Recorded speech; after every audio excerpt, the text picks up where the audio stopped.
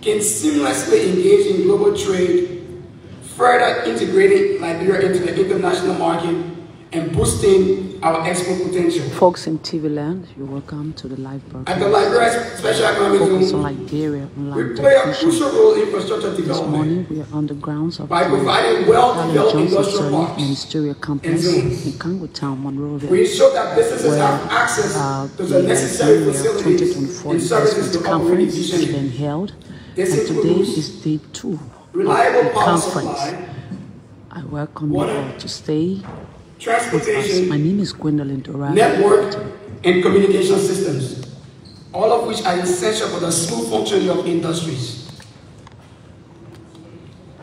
The Liberia Special Economic Authority is not a mere facilitator. It is the engine that will propel Liberia into a future of sustainable development and economic self-reliance. Now, for a detailed perspective on where we are as an authority and our plans go into the future, I wish to highlight the conversations we have initiated for the destination of the following places as special economic zones.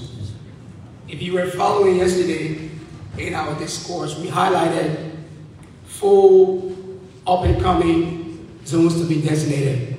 So today we are going to expand upon that a little. The Monrovia Free Zone, which boasts of 97.83 acres adjacent to the Freeport of Monrovia, Bourgeois Island. Our conceptual master plan outlines the following: storage facilities, manufacturing zones, green and recreational zone, commercial zone, utilities and service zone, etc. Approximately, this will create 500 direct and indirect jobs in the first year, with specific target on women and youth empowerment. To propose Buchanan Special Agro-Processing Zone, 631 hectares with a carved out 200 hectares solely for agro-processing. We have the following zones: utility zone, transportation logistics zone, rubber, wood, and forestry product zone, special agro-industrial processing zones, light engineering, general manufacturing, assembly and recycled product zone, with these commodities for special agro-processing: rice, cassava, oil palm, coffee, cocoa, rubber, fruits, vegetables, aquaculture. With 3 agricultural transformational centers located or to be constructed along growth corridors: Limbaugh County, Bone County, and in the west of our country, Grand Cape Mountain. These agricultural transformation centers will support the agri-park with produce for processing from all parts of our country. The Meserado Pier, located on the Bourgeois Island, is to be designated as a fish processing zone as well.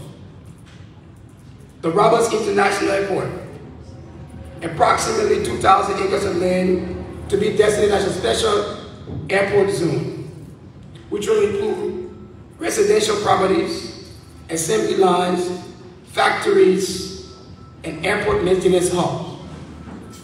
Ladies and gentlemen, over the next 5 years, these proposed zones, and in particular, the Special Agro-Industrial Processing Zone, is aggressively projected to create about 156,000 jobs, direct and indirect, for our people. These jobs will span across various sectors: agriculture, manufacturing, and services, providing livelihood opportunities for our citizens and significantly reducing poverty at the grassroots levels. But this initiative is more than just numbers. It is about transforming lives, empowering communities, and building a resilient economy as well. In addition to the provision of jobs, 4,000 youth and women will be trained in relevant agro-industrial and entrepreneurial skills, especially in food and non-food processing, and this will be made possible by the African Development Bank as part of its funding towards the Special Agro-Industrial Processing Project. Aligned with the Arrest Agenda, which focuses on empowering women, youth, and vulnerable populations, this will deeply commit to capacity building, especially in core manufacturing skills. The Liberia Special Economic Zones, again, is also in harmony with the broader objective of the Unity Party Alliance plans to restore Liberia's dignity by focusing on rebranding our nation and changing negative perceptions. We are actively working to rebuild trust in our government and to attract the relevant foreign direct investment that will drive economic growth. We believe that restoring good governance, transparency, and accountability are the bedrocks of sustainable development. As we move forward, we'll continue to play a meaningful role in achieving the ambitious goals set out in the Arrest Agenda. We are unwavering in our commitment to create an environment where businesses can thrive, where our people are empowered, and where our nation can reclaim its rightful place on the global stage. Together, we will chart a future that is prosperous, inclusive, and reflective of the values that make Liberia strong. To our partners, to potential investors, to our government officials, it is our unwavering dream to see Liberia in the next 6 years move from its current status and again be known as a noble country. Thank you. God bless the state.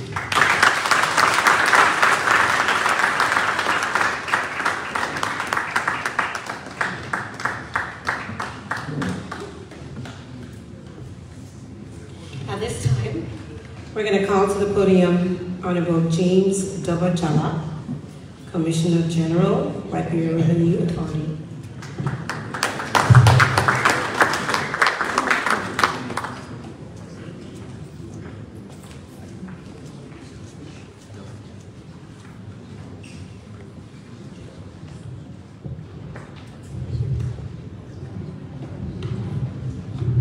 Thank you, and good morning, everyone. Permit me to stand on, I'm sure my colleague there established the protocol for the day, so please permit me to stand on those existing protocols. If you look in the program, you will see that LRA is scheduled to be on a panel later on this afternoon.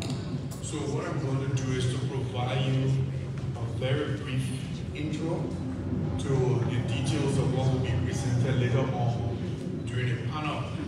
One of my colleagues will be coming in who will sit on our panel and hopefully be able to address the questions and provide further clarifications and more information on some of the things that we're going to be seeing here this morning.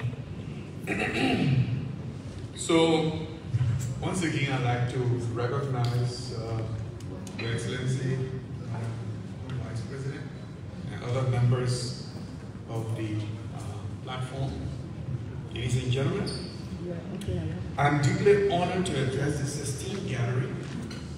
This event presents a pivotal opportunity for us to discuss how the Liberian Revenue Authority, or LRA for short, is actively fostering a conducive investment climate through strategic tax policies, digital transformation, and steadfast adherence to regional agreements.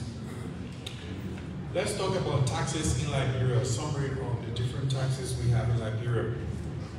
Our nation taxation framework is designed to stimulate economic growth and attract diverse investments. The tax structure in Liberia comprises various categories that cater to different aspects of our economy, ensuring a balanced and fair system. Our tax structure includes individual income tax, business income tax or corporate income tax, and consumption tax. These include the impositions on goods and services. Other taxes include taxes associated with international trade. Those are custom levies and taxes and fees, real property tax, and excise tax. Moreover, fees are often levied in the form of obligatory payments collected by various regulatory agencies, including state-owned enterprises. And these are fees that are associated with, for instance, business registration, vehicle registration, and the like, vehicle insurance, and those kinds of things. I'm pleased to inform everyone that we're embarking on a new tax regime.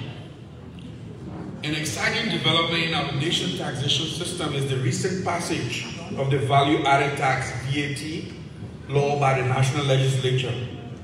This law marks a significant shift from the current goods and services tax (GST) regime. The implementation of the VAT regime is going to start in the next 18 months. What we're doing now is we're meticulously preparing for this rollout by training our staff and conducting benchmarking studies to ensure the effective implementation of this new VAT system. Our team will be dispatched across the country to educate our valuable taxpayers and the public on the benefit of VAT, its numerous benefits. Because we exist in a region, let me speak to you a bit about what are the opportunities available in the ECOWAS region. In line with our commitment to regional integration, Liberia is implementing the ECOWAS Common Extended Tariff, the CET. This harmonized tariff system, adopted by ECOWAS heads of state in 2006, aims to create a customs union and a free trade area within the ECOWAS community. The CET is designed to prevent trade diversions, protect the productive sectors of ECOWAS community, and encourage intra-community trade by zero-rating products produced within the community. So what this means essentially for investors that want to establish in Liberia, the products that you are going to produce can move across the entire West African sub-region, under the CET, where you will not have to pay import and other custom duties as you move from one a country to another. And so this gives you an access to markets that are way beyond just the population in Liberia. But you have access to the largest and most populous country in West Africa, Nigeria, Ghana, Cote d'Ivoire, Guinea, and the rest of our neighboring countries. Although it is important to note that although Liberia began implementing the CET in 2017, full migration is still underway. We are a bit slow with this, but we're taking steady progress. We're making steady progress in ensuring that we get there in a short run. We are committed to achieving complete implementation in the coming years. So you can rest assured that with full implementation of the CET, you do have a very large marketplace that you can take advantage of once you invest in production. I must say, this opportunity exists for investment in any West African country. But we want to encourage you that this, in addition to other things I'm going to mention, makes Liberia better suited for the investments, and then operation can be based off here. What we've also done is we've started to digitalize, and we've seen the returns and dividends and ease of doing business that digitization has brought. So let me speak to you briefly about that. The LRA has placed a premium on digitization, revolutionizing how we administer taxes and interact with taxpayers. Today, taxpayers can make declarations and file returns from the comfort of their homes or offices. Unlike in the past, where tax payments were predominantly made using cash, we have opened up several modes of payments, including mobile money, e-payment, manager's check, and direct transfer from taxpayers' bank account. So this has created a lot of ease in doing business, because the previous hustle and bustle that businesses had to go through to meet their tax obligations is a thing of the past. We've maintained a legacy payment because, as you know, the economy, a large segment of our economy is informal, and so as we onboard these informal actors in the informal sector, as well as small businesses, many of them have now migrated to the technological solutions. So that's why we are still retaining the paper-based approach for now. And eventually, once we become fully digitized and our taxpayers, are fully commensurate with the capacities to move on the digital platforms, then we will go all digital. Let's talk a bit about how we are facilitating investing through effective tax policies. We want to speak to some of the specific tax policies that we think is germane to these deliberations.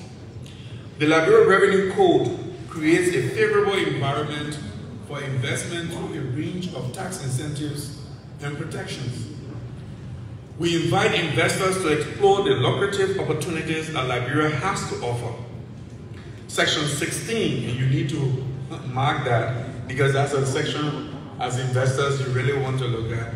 Section 16 of the code includes provisions that offer tax relief and benefits designed to attract significant investments such as tax holidays, reduced tax rates, and exemptions from import duties on machinery and equipment. So what that section of the law does is it grants you the opportunity for you to be able to establish your investment, without putting unnecessary burdens on you as you're doing your importation of capital equipment to be able to do a setup. The code also guarantees a stable fiscal regime for mining, petroleum, and renewable resource projects. This stability ensures that the tax rates and rules applicable at the time of investment remain consistent, providing predictability for investors. And this is covered in Section 17 of the Revenue Code. Now let me speak to the opportunities in specific sectors and segments of the economy for potential investors. In the mining and natural resources sector, mining companies benefit from a corporate tax rate of 25% and specific royalties on extracted minerals. Special depreciation rules and net operating loss carry-forward provisions further enhance financial stability. In the agricultural and renewable resource sector, the agricultural sector enjoys favorable tax rates and valuation methods.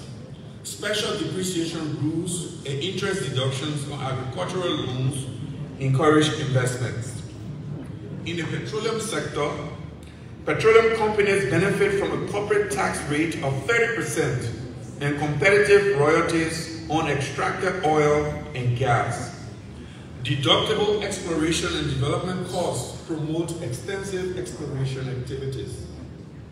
In the manufacturing and services arena, the GST framework, which will very soon change to the VAT framework, the GST framework sets a 10%,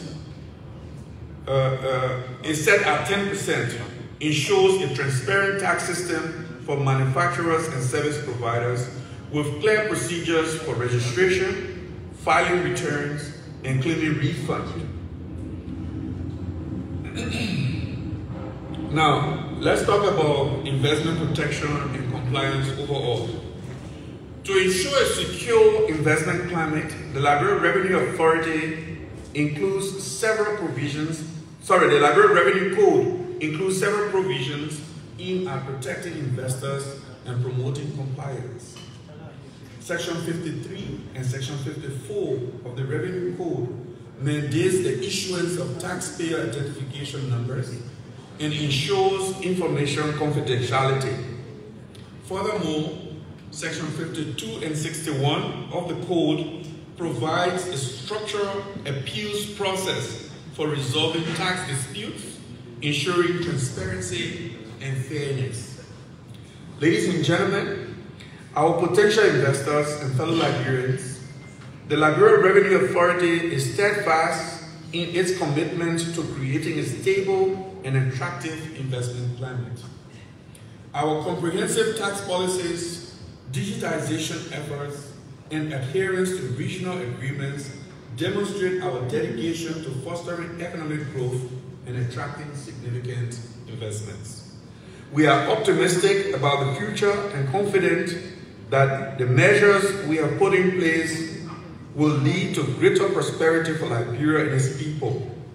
We invite you to invest in Liberia, to explore the myriad opportunities that our nation offers, and to join us on this journey toward a brighter and more prosperous future. Thank you.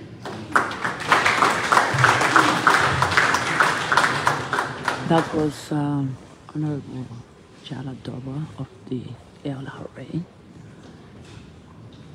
In case you're just tuning in, this is Focus on Liberia TV. Thank you.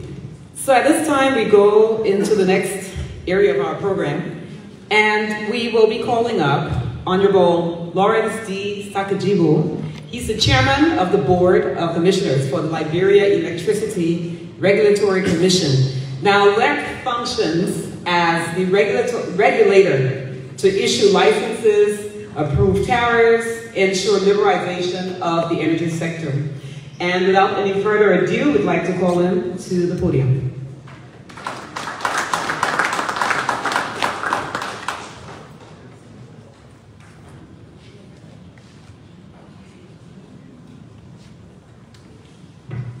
Well, it seems that I don't have to say anything since you already told you what to do, right?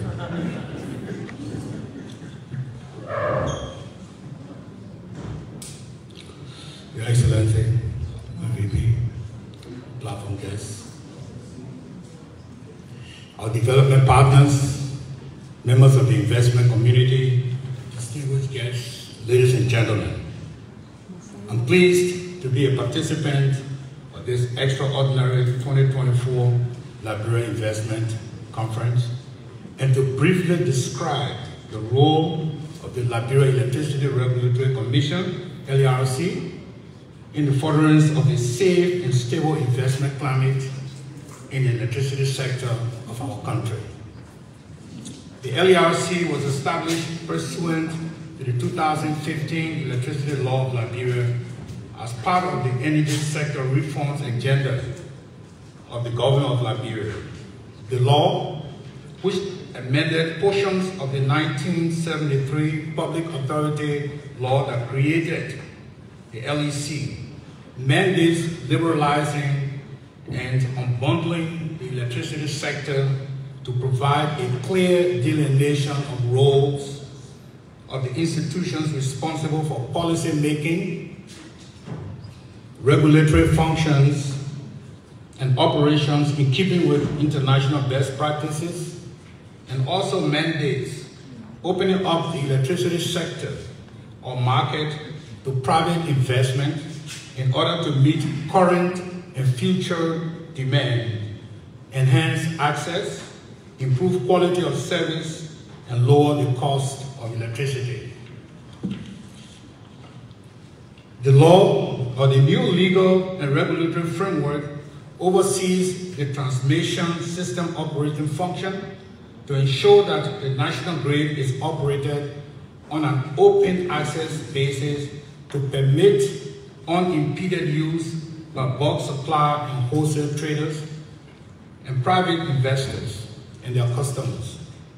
LERC also issues licenses and permits to operators in the sector, approves tariffs for licenses, develops and monitors technical standards and codes, and to ensure utility services are provided to meet customer satisfaction. The goal of these functions is to send a clear signal that shows investors and potential investors of transparency and participatory equality in the electricity sector. Since its statutory establishment in 2015 and full functionality in 2018, the LERC has put in place various regulatory instruments for the electricity market and the means to monitor and enforce compliance, and has established a functional mechanism for resolving disputes when they arise.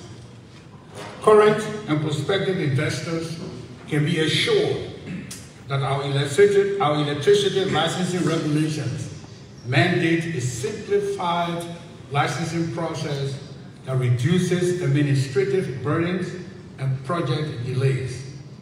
Our license duration provides a long-term revenue certainty while reducing financial risk for investments. Our tariff regulations and methodology are principled on ensuring that investors recover the cost of their investment and get a margin for continued investment and reinvestments. The 2015 Electricity Law of Liberia provides a legal and regulatory basis for private participation in the electricity sector. The law empowers the LERC to provide the enabling regulatory environment for private participation in the electricity market. To date, the Commission has issued several licenses and permits. The Liberia Electricity Corporation, referred to as LEC, has been issued licenses for hydropower generation, thermal power generation, transmission systems operator, electricity transmission, electricity importation and electricity distribution, and sales in assigned distribution service areas of Montserrado, Margibi, Cape Mount, and Bomi County. Let's keep in mind that LEC is a national grid. LEC is a national grid for the electricity section of the Republic of Liberia. Jungle Energy Power, a private Liberian-owned company, has been issued a large micro-utility distribution license to distribute electricity and expand the grid in assigned distribution service areas of Niba and Bon counties. Lib Energy Liberia, a joint Liberian and Ivorian-owned company, has been issued a large micro-utility distribution license to distribute electricity and expand the grid in assigned areas of parts of Niba, Tabita, whole of Grand Gier, River G, and Maryland counties. Energy City Liberia, an off-grid micro-utility developer with investment footprints in Benin and Sierra Leone, has been issued a 25-year large composite utility license for the generation, distribution, and sale of electricity in assigned distribution areas of Babolo County. Toyota Electric Cooperative, a Liberian-owned, is a success story of a cooperative business model of spreading financial risk by the active involvement of local community, has been issued a small composite micro-utility permit for the generation of distribution and sale of electricity in Toyota, Bon County. The electricity sector is open for investment in power generation, power distribution, and sales. The electricity sector is also open for investment in power imports and power exports via the Transco CLSG 225 kV regional transmission infrastructure. The Liberian Electricity Regulatory Commission targets to create a stable electricity market, fostering competition, innovation, diversification of energy sources to guarantee energy security and achieving environmental and climate goals of reduction in greenhouse gas emissions. On behalf of the Board of Commissioners and management of LERC, I extend special thanks to our guests and to NOVA through the National Investment Commission for organizing this historic platform that seeks to showcase investment opportunities and drive a transition to a suitable and resilient energy future. Ladies and gentlemen, thank you.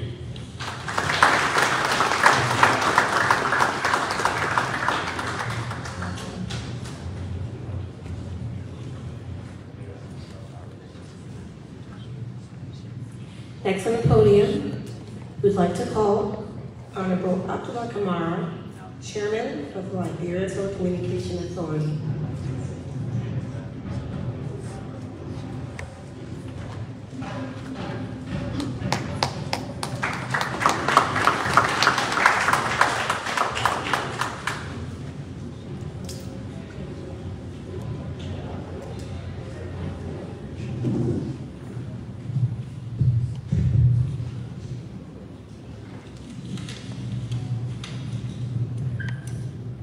Good morning, everybody.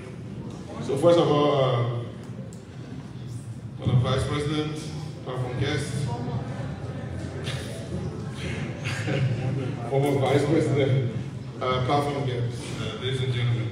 I was pretty much ambushed this morning. I came for a panel discussion, but now I turned into a speech. So I don't have a written speech, but I have some very valuable information I can share with potential investors. So I'm the chairman of the LTA, that's the Liberian Telecommunications Authority. We are the entity that issue and regulate the telecom sector in Liberia. This is a almost $200 million market annually. Currently, we have 3 MNOs, several ISPs, TV stations that are operating in our space. Orange and MTN, of course, being the one that everybody is aware of. We have several ISPs. Those are internet service providers that are working in our space as well. There are new opportunities for value-added service providers. Those are pretty much the smaller operators that add value besides voice and internet services. You may have noticed that we have like new fintechs. Those are financial services companies that are pretty much competing with banks at this moment. And that market is growing significantly. And we are encouraging other investors or other players to come into that space. Quite recently, the president announced or launched the digital transformation program. And one of the major components in that program was to ensure that by the end of this year, significant number of financial transactions should be done digitally. So that pretty much opens up huge opportunities for fintech service providers. I'm particularly encouraging those that are coming to Liberia. We also have opportunity for infrastructure services. We currently have, for voice services, we have close to 90% coverage for Liberia. For data, we are hanging somewhere around 60%. So there's still an opportunity for infrastructure services. Currently, we have C-Square that is providing us our backbone. Orange is also entering that space. That's a great opportunity there because we want to establish cross-border connectivity. Our reliance on the submarine cable has shown that we are at risk. Quite recently, we've been observing continued shortage in services when it comes to internet connectivity. So we are trying to connect with Sierra Leone, Cote d'Ivoire, and Guinea terrestrially so that in the event that networks fail from the submarine cable, we'll still have an opportunity to continue browsing our internet space. So there also we have opportunity for investment. Starlink is coming to Liberia. That again is a great opportunity for the value-added service providers, because now you can reach out your services to the remotest part of Liberia, because Starlink pretty much covers, I think, 98% of Liberia with internet connectivity. Price is, of course, a challenge there, but at least everybody can have some level of connection. Like I said, this market is currently around about $200 million in revenue. We believe that there's opportunity to stretch this up to $300 million in the next 2 years. We believe with the right partners on board, we can achieve that. 2 players in our market is good, but we have a duopoly. We would like to encourage more. We have a state-owned enterprise, LTC, that operates, but barely has 2% of the market. And that's pretty much means we only have 2 players in the market. So we would like to encourage and have another players. One thing I know about Liberians, we are very good at consuming communication services for a nation of 5 million, and you are pretty much talking about voice and internet services, not all of the value-added services. We're talking about $200 million already. We also encourage those that are coming up to please seek to work with Liberians. One of our objectives in the sector is to also create Liberian millionaires in our space. And so when you are coming to us, we'll definitely be asking a lot of questions about your partnership with Liberian companies. We hope that in Liberia we have the know-how. There are people with know-how, there are business people. The only thing is there's lack of capital, of course. And if you are coming on board, I think that will be really, really good to ensure that you find a local partner that can work with you. We have some veterans in the space. They've been working for long, Liberians, but sadly, we are not getting to where we're supposed to be. And there's nothing against foreigners, but the foreigners with capital come in the same space, and in no time, there is, you see growth in their business. So we'd like to encourage people in that area. One of the other space that we are looking into accepting investor. Currently, we have television, terrestrial television only in Monrovia and I think in Nimba, Kanta particularly, and maybe I think Kakata, that's SATCOM.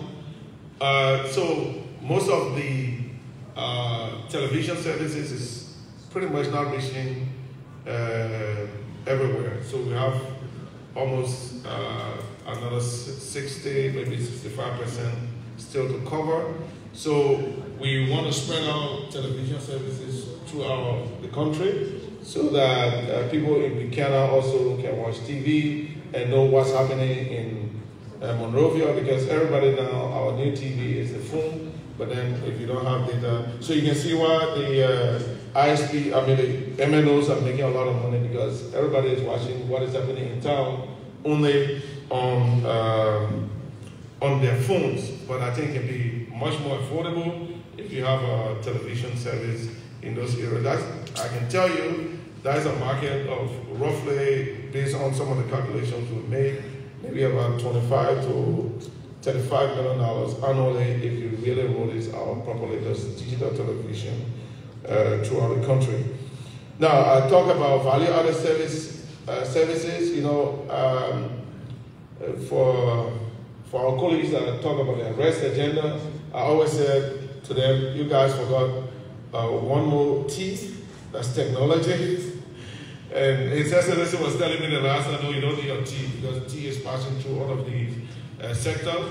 And it's true, because today, if you tell me agriculture, need technology. If you tell me even infrastructure, roads, you need the toll system, you need technology.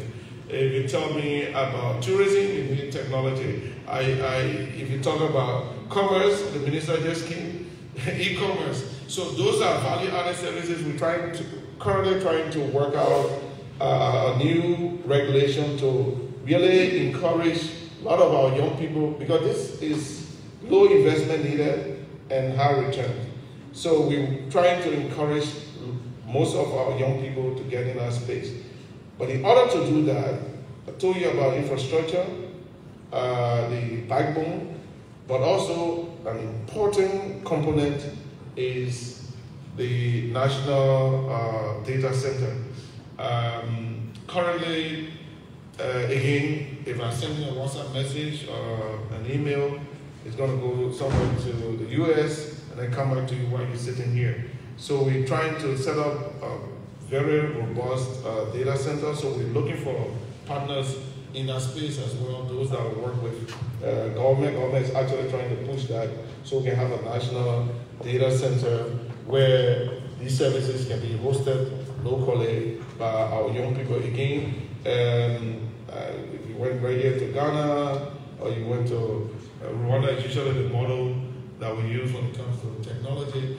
Young people already really running the economy based on technology. And every time we have to rely, entirely, we need outside investment, we need outside players, we've got to bring experience, bring capital, but also want our citizens, our young people to collaborate, to work with you, or to ensure that we can make this pie bigger. So I would like to stop there for now and say we are ready to do business. LTA office is open for business. If you need to enter the MNO space, that's for voice and data, I think there's opportunity. I will also encourage you all to talk to LTC, to partner, because they already have infrastructure. They have 20% of all data coming to Liberia. Sadly, the take-up is the issue, so some sort of PPP or some sort of collaboration would be necessary to enable them to actually utilize and generate revenue for that part. ISPs, we have enough. We would like to see more Liberians in our space. The TV I talk about, radio you don't have to battle, we have plenty of them. I'd like to stop there for now. Thank you very much. Thanks for the opportunity to speak.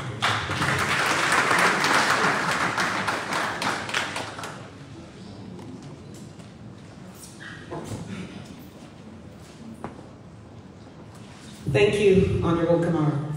Next we go to Mr. Honorable Mohammed M. Bari, President of the Fula Business Association of Liberia. The Fulas in Liberia make up a significant percentage of our trade business in Liberia, so we're very honored to have you.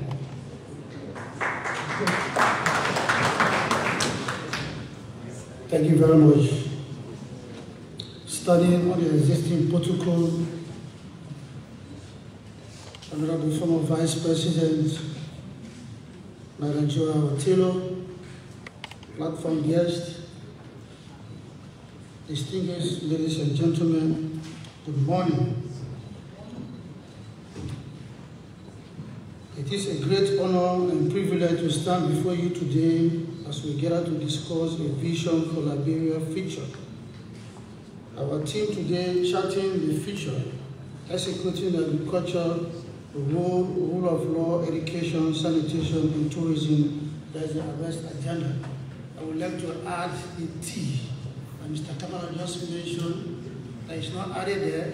A Tongoma, a dynamic minister of commerce is here. The T I want to add is the trade to be added on the arrest agenda. Thank you very much.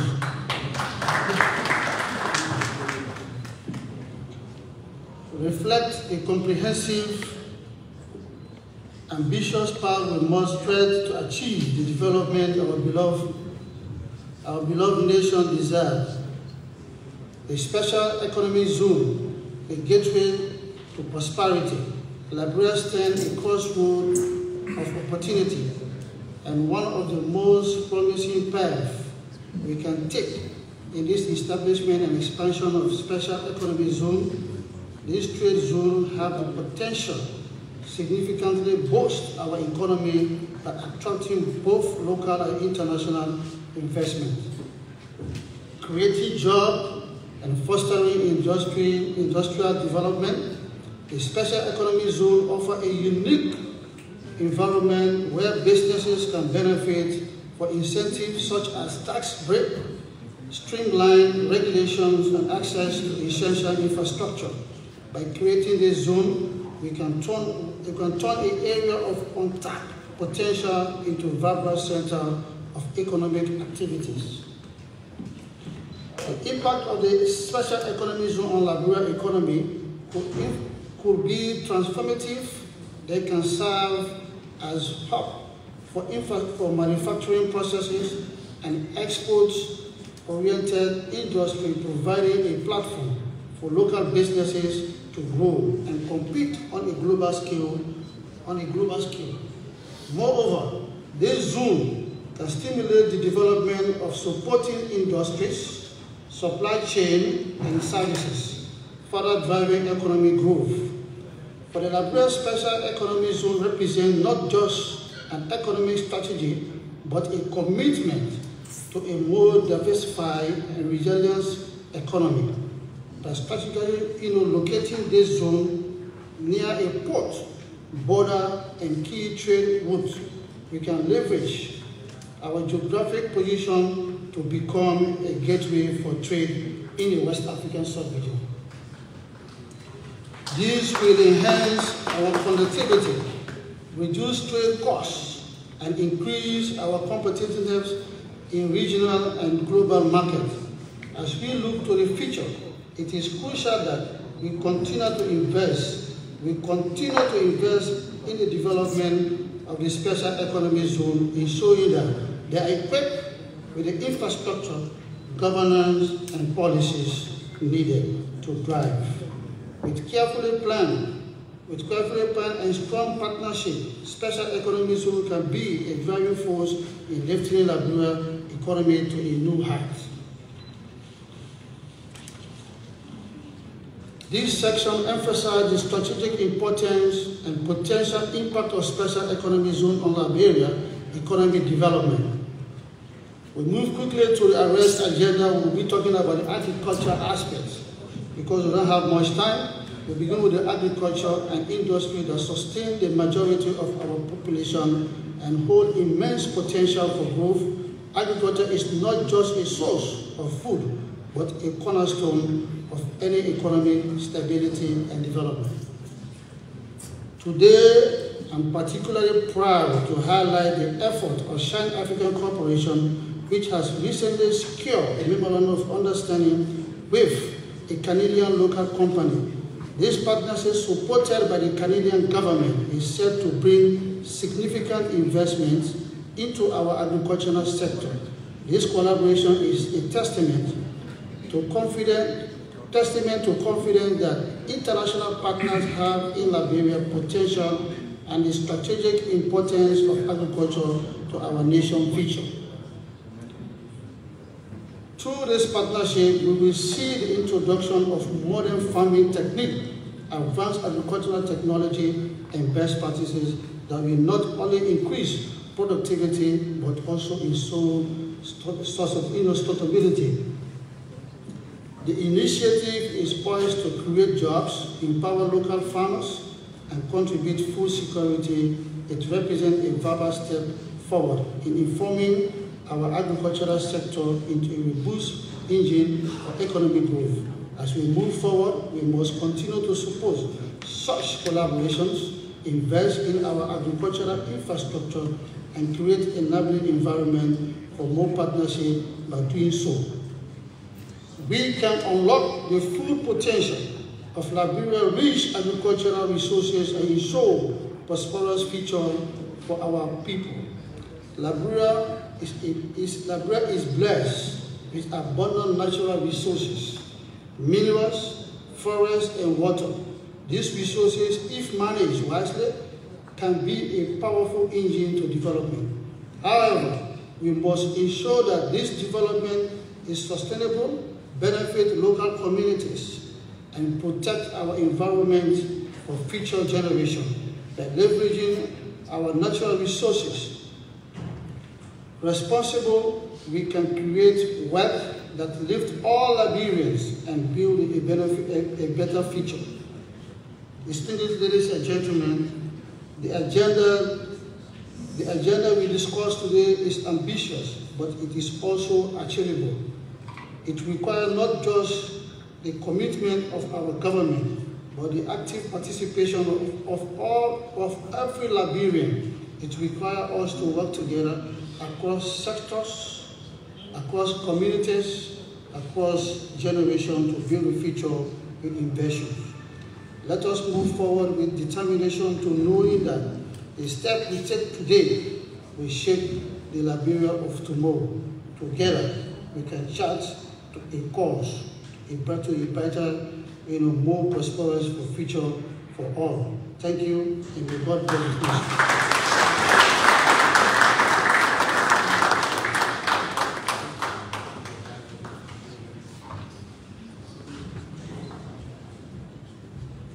I'm excited to, I guess the mic is excited too. Right. Okay. I focus on Liberia. I'm excited to Liberia 2024 Investment Conference. It was former Vice President of the Republic of Liberia.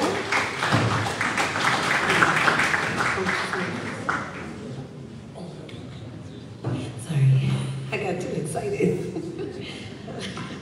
Okay. I'm also excited to call to the podium our main guy, one of our main guys, Minister of Commerce, Minister Amin Wodat. You're welcome.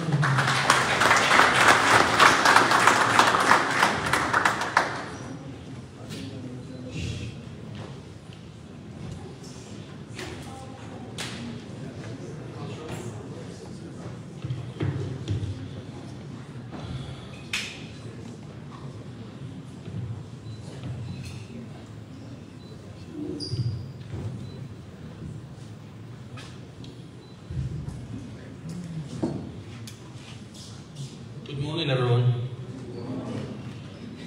I'm Joao Taylor, former Vice President of the Republic of Liberia. Honorable Double Jala, Commissioner General of the LRA. My friend and sister, Honorable Magdala Cooper, Senior Advisor to the President. Honorable Kamara, Chair of the LTA. Officials of government, private sector leaders, entrepreneurs, organizers, ladies and gentlemen. It is my great honor and privilege to address you today at the 2024 Liberia Investment Conference. I stand here on behalf of Honorable Vice President Jeremiah Pankun, who unfortunately, due to unforeseen circumstances, could not be with us today.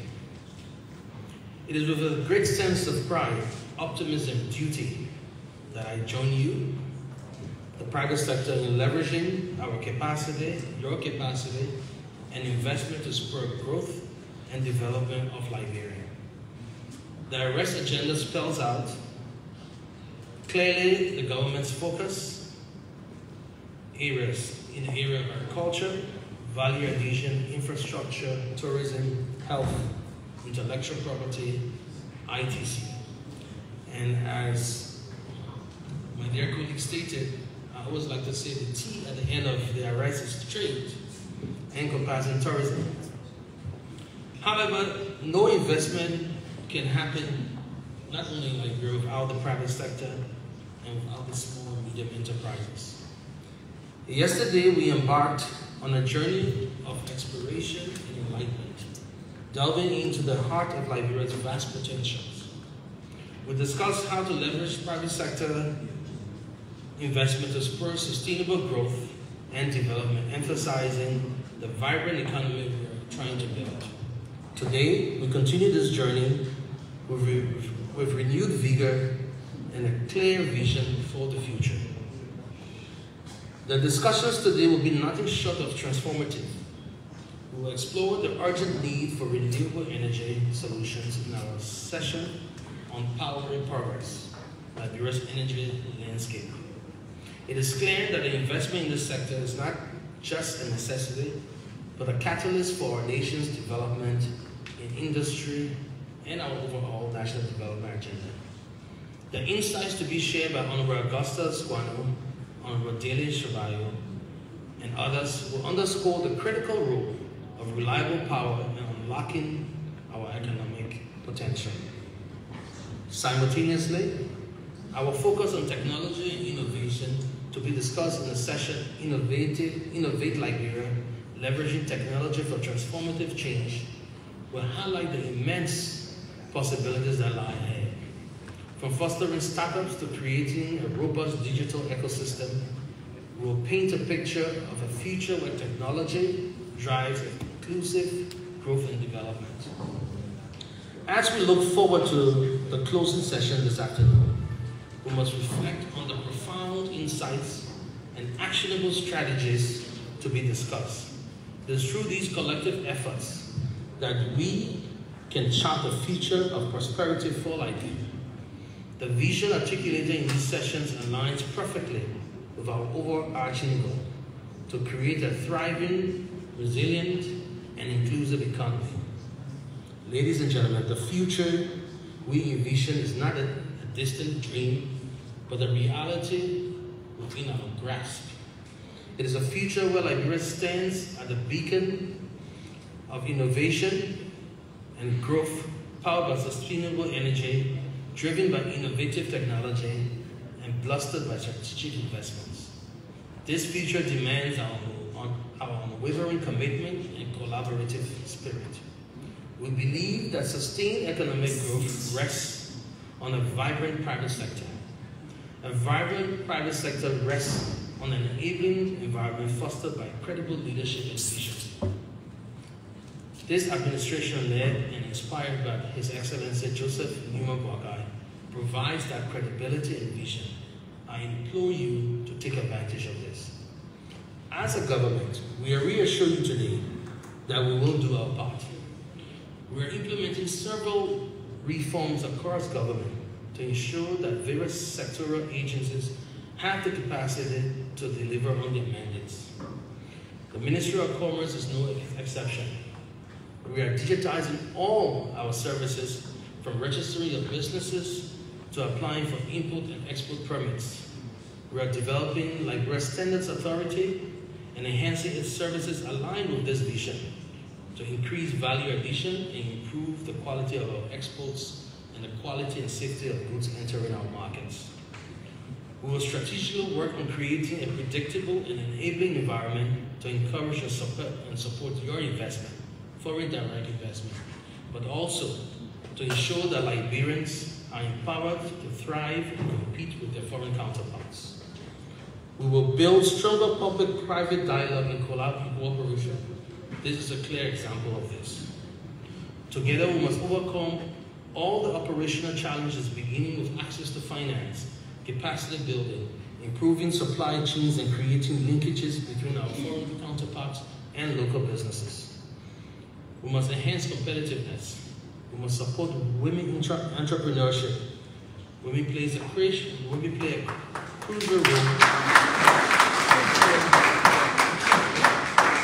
in Liberia SME sector. They often face greater barriers to accessing financing compared to their male counterparts. We must build a resilient market and resilient economy against shocks. Liberia has faced numerous shocks, including the Civil War, the Ebola outbreak, COVID pandemic, and so forth. We are working at the Ministry of Commerce to formalize the informal sector. We just launched an informal sector free registration program targeting 10,000 businesses operating within the informal sector. We must create linkages with those participants to foreign direct investments and larger companies. Import substitution and food security. With all our resources, Liberia is still a net importer. We must harness our comparative advantages and focus on value addition. We must build our standard system to ensure quality of our exports and safety and quality of goods coming in. As we chart our course, let us commit to transforming our energy landscape. Renewable energy is not just an environmental imperative, but an economic one. By investing in solar, wind, and hydroelectric power, we can ensure a reliable energy supply that supports industrial growth, attracts foreign investments, and improves the quality of life of our people. The path forward requires policy frameworks that encourage investment, technological innovation, and international partnerships. The digital revolution is upon us, and we must harness its power to drive transformative change. By fostering a culture of innovation, supporting tech startups, and investing in digital infrastructure, we can create a dynamic ecosystem that propels Liberia into the future. 64% of our economy, of our population, are under the age of 25 years. This provides a huge opportunity that we must harness. Our youth are our greatest assets, and empowering them with the skills and opportunities to thrive is critical.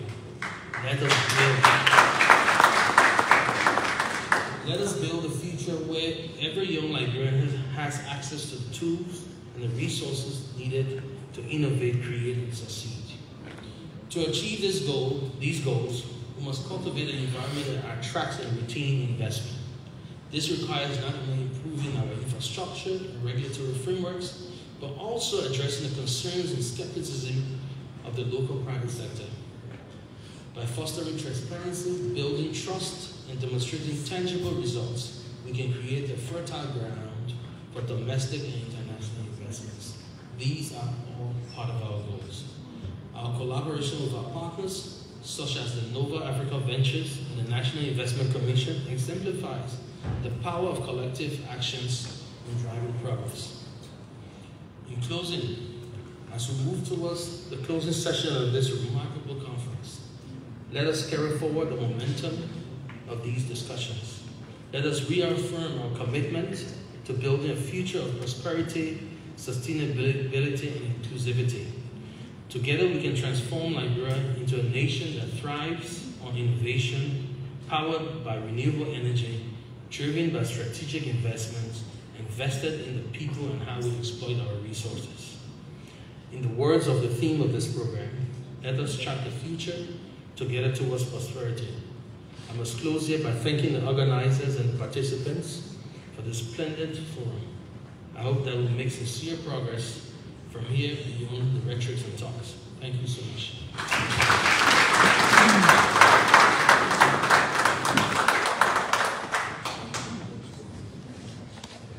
It was the Minister of Commerce, Amir Mudad, Paxitin. Thank you, Minister Mudad. You know what's amazing about this conference are the incredible speakers that we have.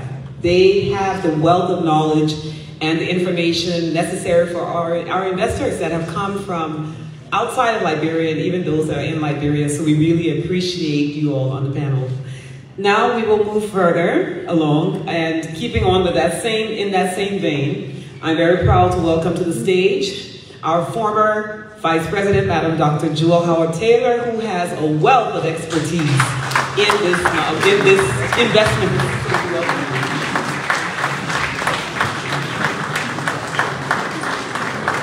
Please have your seats. Please. Good morning to everyone. Please permit me to stand on existing protocols, but I would like to acknowledge His Excellency President Joseph Nima Boykai, the President of the Republic of Liberia, under whose auspices this 2024 Liberia Investment Conference is being held. Excellencies, ambassadors, special guests, our investors, our platform guests, all other protocols duly observed. I'm indeed honored this morning to have been asked to be a part of this important national event, which brings to the fore the critical need to move from an environment of consumers to an environment of producers. Because Liberia is normally a country of consumers. We consume everything that we have, but we don't produce anything. I therefore congratulate Ambassador David Anderson, President and CEO of Nova Africa Ventures, and his entire team for putting together this project at this point in time. My prayer is that this forum engenders a road that will cement plans and processes which will bear fruit in the very near future. Excellencies, special guests, friends of Liberia, delegates, distinguished ladies and gentlemen, the fact remains that there is no better time to begin this process of rebuilding our investment climate than now. But to sincerely get the show on the road, each of us must put aside our individual interests, unite, and in sincerity join hands to work together for the betterment of our beloved nation. If we must succeed, this is a task for all stakeholders and is our collective responsibilities. We need on hand all talents, all skills, all innovations and energies to push very hard until something happens. I therefore crave your indulgence to make this clarion call for a collective and unified process. Without which, it will just be another few days of talking about what we should do instead of putting in place plans and procedures for making this work. To our partners and our prospective investors, let me say without fear or favor that our nation is a beautiful one of many opportunities. And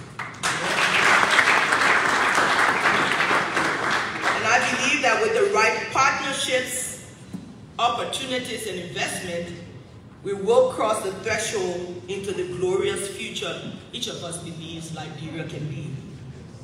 But this new future needs a total shift, a total mind shift. We can no longer continue to ship out raw materials for it to be processed and shipped back to us. Instead, Liberia needs to ensure that all of our raw materials are processed here and then shipped as finished materials. I believe this is the foundational ground rule for any mutually rewarding project. To our government, it is clear that in order to ensure an enabling environment that our investors want to see, both Liberian investors and foreign investors, we must invest in a few things that will make this work. We must improve our regulatory reforms for simplifying and streamlining processes for doing business in Liberia. We must reduce bureaucratic hurdles, which will attract sincere, genuine partners.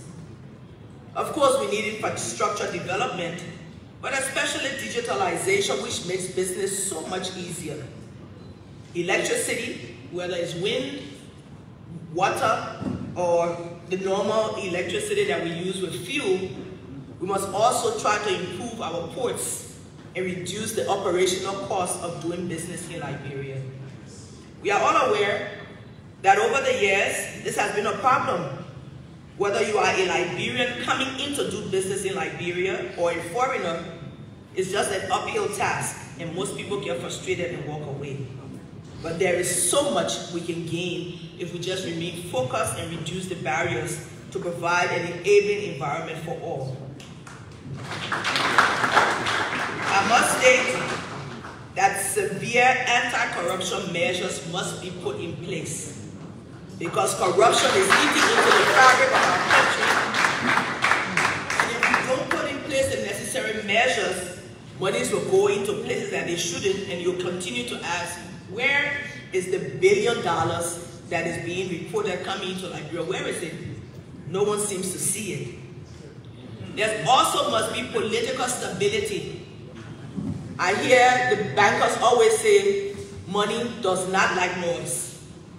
We must find a way to reduce the rhetoric and to bring everybody on board. A robust framework must be put in place which protects both foreigners and citizens. If you talk to a Liberian on the street, they will tell you it's difficult to do business here. We have a policy for Liberianization that is not working because there are many loopholes.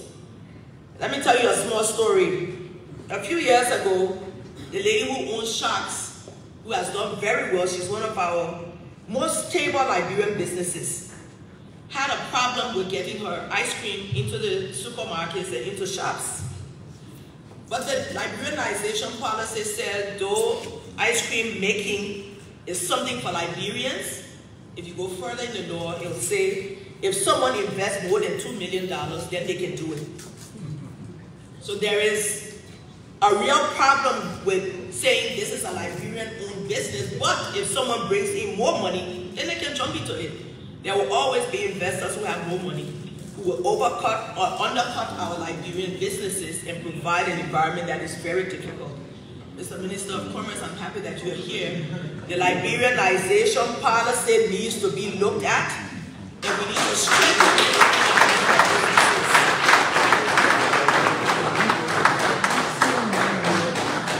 If we do not manage to put in place a framework that will encourage Liberians, and if Liberia is for Liberians, then we must find specific ways to encourage those who have done well. Access to finance is very important, especially for women and young people. You will find out that it's very difficult to get financing for improvement of your business. It must be done in a way where you don't tag women and young people into microcredit. I'm still trying to figure out what microcredit is. When the men go to the bank, they will tell you, you can get anything you want. They don't ask them much. But when a woman gets into a bank, they say, I am into microcredit. Microcredit does not build businesses. All it does is allow you to get into a loan that you will not be able to repay when you look at what is really needed for a female-owned business to succeed. Mr. Minister, the Liberianization of policy must be reformed. And now is a better time than ever. We must enhance our skills for our young people so Liberians have a chance to work. I wish the Minister of Labor was here. There are many opportunities for businesses to come into our country, for Liberians to work. But if you go and find out who's working, there are many foreigners working in places where Liberians should be working. It needs to be looked at critically because we need to provide job opportunities. Someone will be asking this morning, why are you talking about that now? Now is a better time than ever to make sure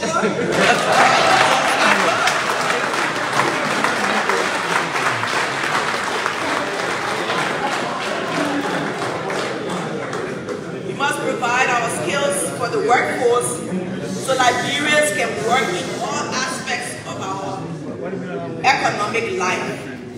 It's difficult to see young people struggle, especially women, who cannot find financing, who cannot enter certain aspects of the market because the opportunities are just not there.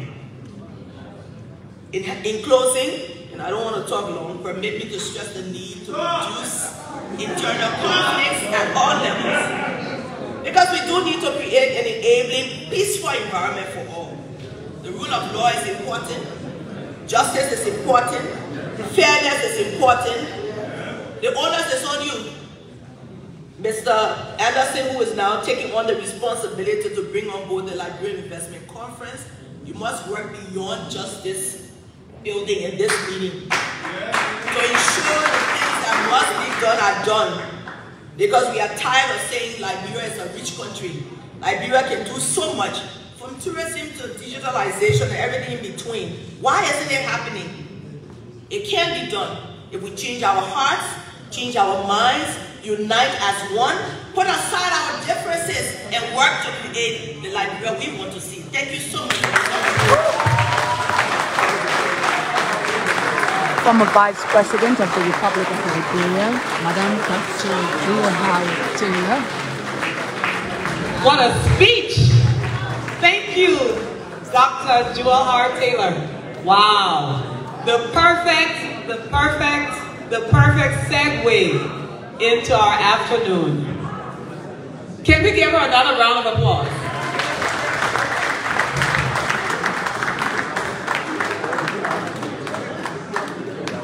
You know, I believe in giving people the flowers while they are alive. And Madam Taylor is on the opposite side of the political spectrum that I am. But I will say this. Exactly around 26 years ago, when I was victimized by the power at that time, I paint and sculpt.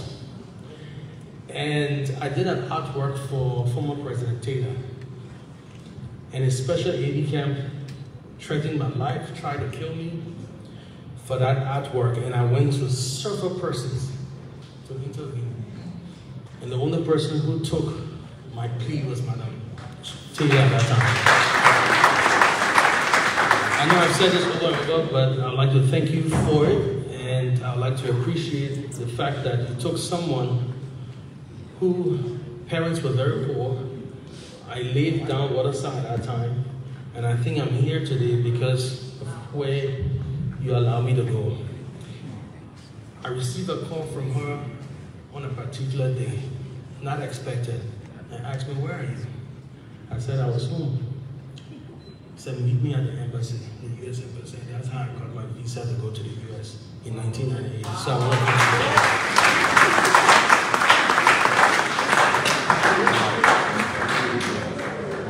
Phenomenal, phenomenal woman. Phenomenal.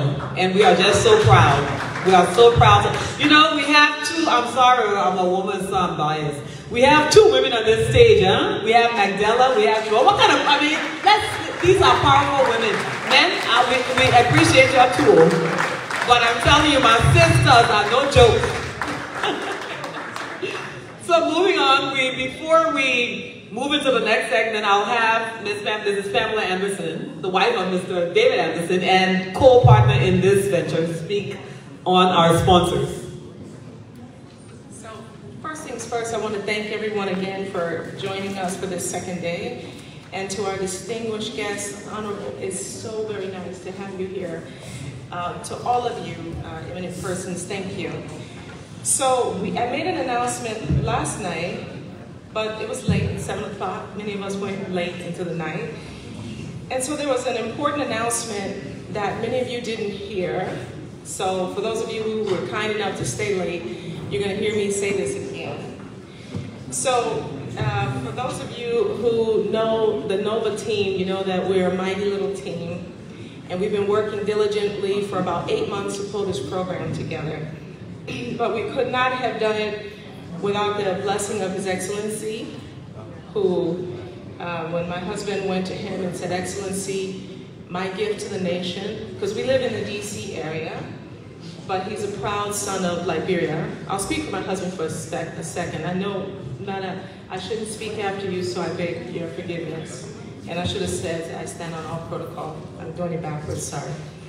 But I want to recognize my husband for his tireless work for nearly 8 months to pull this together.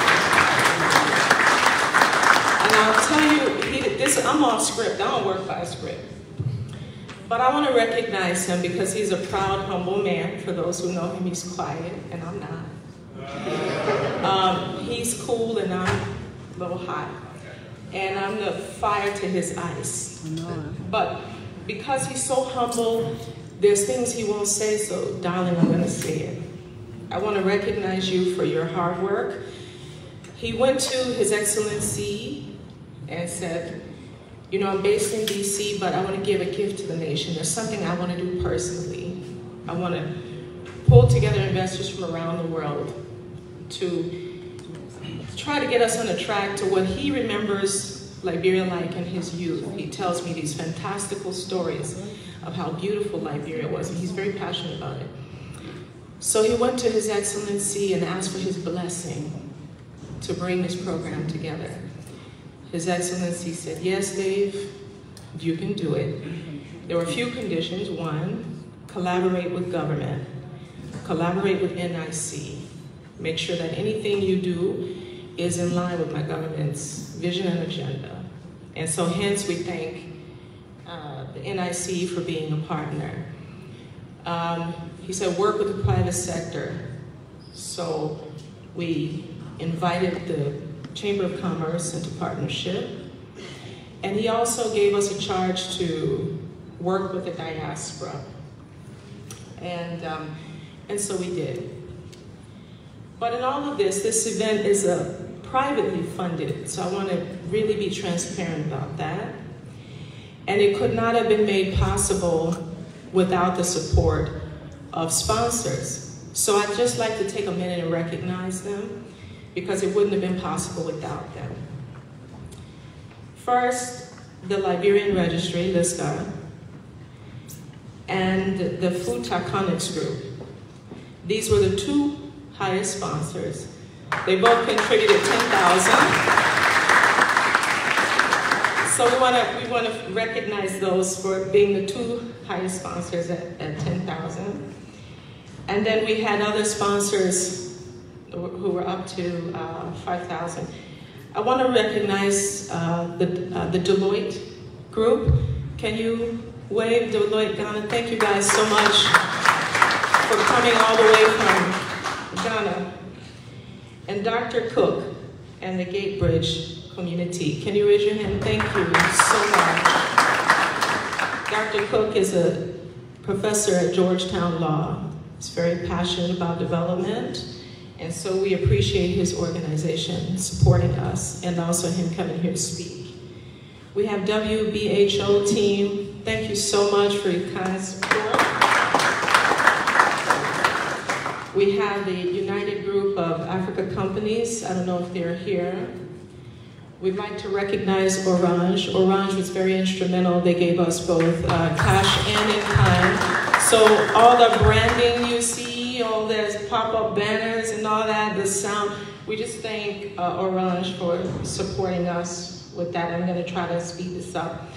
The Platinum Partners, they didn't attend, but they supported us, and so we thank them. All your beverages are compliments of Aqua Life. So we thank them for that. The National Oil Company of Liberia. I'd like to recognize also Firestone. I'm not sure if their representative was here yesterday, but I don't see him today, so we thank Firestone as well. We had some smaller sponsors, but I do want to recognize them. SWAT, NASCORP, the Insurance Company of Africa, and ABK. I hope I'm not forgetting one. And then lastly, I want to thank some of our the sponsors who supported us in kind. All Africa was promoting this event, and so we had a lot of interest all around the world. It's unfortunate we couldn't put together a hybrid program, but All Africa broadcasted all over the world, and so we saw hundreds of thousands of hits on our Facebook, about 9,000 hits on our website. So clearly there was a passion and an interest of what's happening here. Just a lot of people couldn't physically make it, but we know based on our statistics that there is an interest in investment in Liberia. So we hope to continue that. We had a group out of the US called AFCAN. They were doing push notifications on the cell phone, telling people all about the program. And a group of Liberians who work with a company called Hammer Pay. They're doing some interesting things with payment systems, and their key partner is Blink Sky. And so for any of you who registered online and paid by credit card, Blink Sky did all that payment platform for us pro bono. So we want to thank again Liberia Registry, Firestone, the Futa Connex Group, United Group of Companies, Orange, Blink Sky, AFCAN, All Africa, Hammer Pay, Deloitte, Gatebridge, WBHO, PCP, Aqua Life, NoCal, SWAT, NASCORP, the Insurance Company of Africa, ABK, and then our team, Mrs. Hester, where are you? Everybody knows you. You're so fabulous and beautiful. With Unchained Africa, she's done all of our design, and so we just thank you for your talent. And then one of our other colleagues, she's out there. There you are, Betty. Betty is with Silhouette Partners, Silhouette Planners. She does all the event coordination and all that. So if ever you need this beautiful kind of setup, that's your lady right there. So again, I just want to thank all of our sponsors, because without your support, this wouldn't be possible. And to all the distinguished guests, thank you. Thank you. We sincerely appreciate you. And to my love, thank you for all your hard work.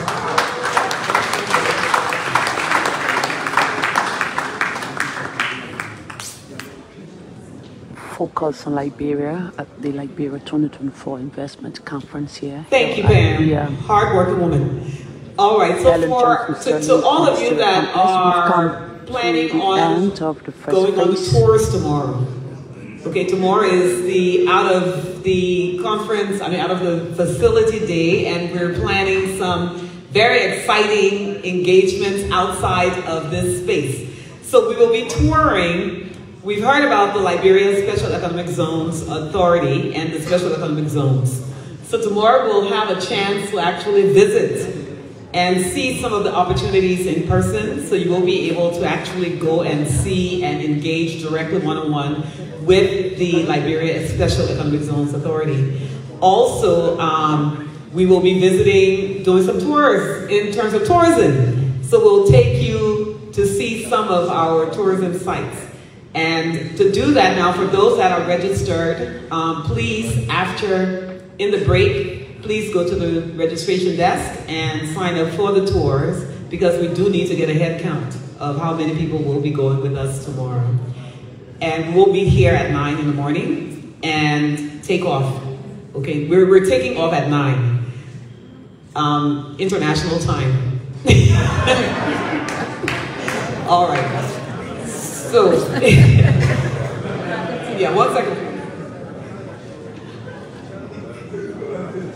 Well, there you have it. Our focus on Liberia at the Ellen Johnson Ministerial Complex, day 2 of the Liberia 2024 Investment Conference. All right, so for the rest of the afternoon, our plan this is how we come to the end of the first phase. After lunch, I'd like to say come back thanks for watching. My name is Gwendolyn Dorado. Our purpose here today is very clear. We want to